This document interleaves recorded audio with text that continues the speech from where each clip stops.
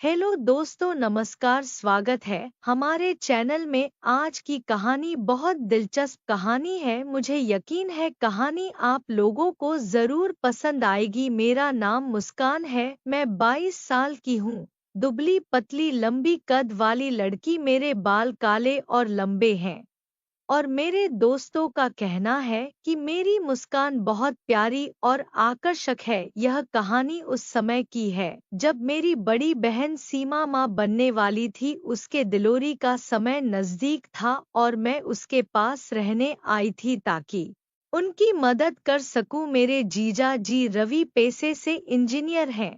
उनका स्वभाव मजाकिया और बहुत केयरिंग है। उनके साथ वक्त बिताना हमेशा खास लगता है। डॉक्टर ने दीदी को ज्यादा चलने फिरने से मना किया था, इसलिए घर का सारा काम मैं संभाल लिया था। जीजा जी ऑफिस से लौटने के बाद मेरी मदद कर देते थे। एक दिन जीजा जी ऑफिस से लौटे तो मेरे लिए चॉकलेट और मेरी पसंदीदा आइसक्रीम लेकर आए।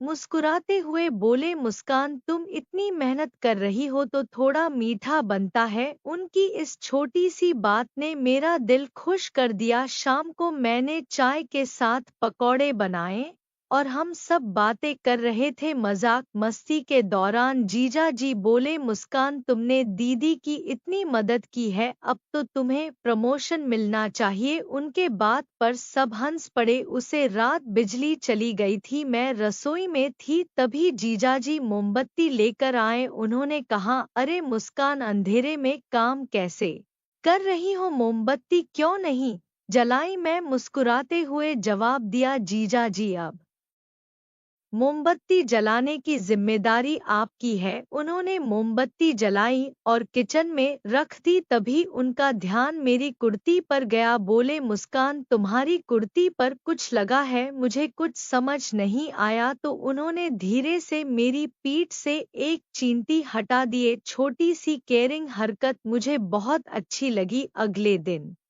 बारिश हो रही थी। हम दोनों बालकनी में खड़े होकर चाय पी रहे थे। बारिश की ठंडी बूंदें चेहरे को छू रही थी और मौसम बेहद रोमांटिक हो रहा था। जीजा जी बोले, बारिश का मौसम हमेशा खास होता है ना? मैं सहमति में सिर हिलाया और बारिश को महसूस करने लगी। अचानक मेरा पैर फिसल गया। इससे पहले कि मैं गिरती उन्होंने मुझे संभाल लिया। उस पल मैं खुद को उनके इतने करीब पाया कि थोड़ी घबराहट हो गई, लेकिन उन्होंने तुरंत स्थिति संभाली और मुस्कुराकर बोले, घबराओ मत मुस्कान, यह सिर्फ एक हादसा है। उनकी बातों में कितना भरोसा और अपनापन था कि मैं खुद को सहज महसूस किया। उस पर मैंने जाना कि रिश्तों की खूबसूरती सहानुभूति समझना आसान नहीं होती है।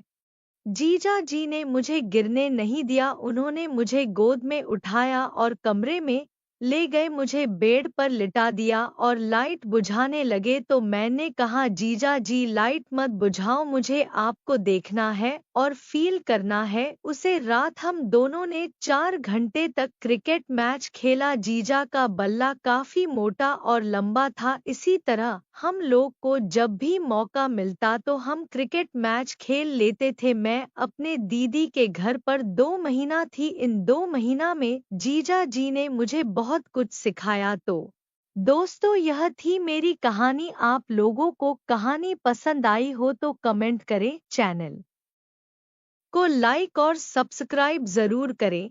धन्यवाद।